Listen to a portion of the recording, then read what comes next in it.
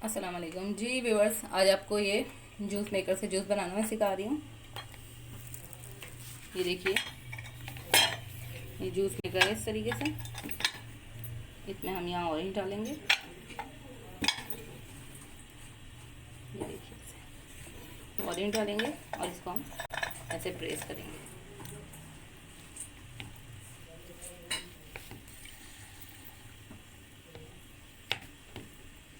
इतना आसान है इसमें जूस बनाना। ये देखिए, मैंने कम डाला है अभी।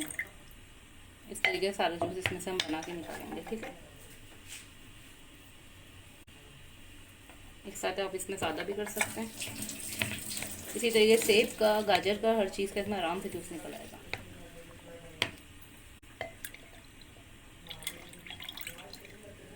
ना छानने का मसला है, ना कोई और टेंशन है, बहुत इजी है।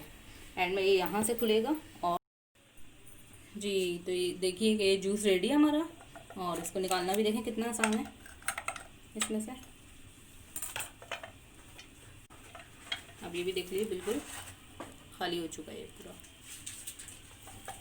इसको वॉश करना भी आसानी से, यहाँ से हम खोलेंगे और ये लूज हो जाएगा और इसी तरीके से पूरा बाहर आ जाएगा यहाँ से।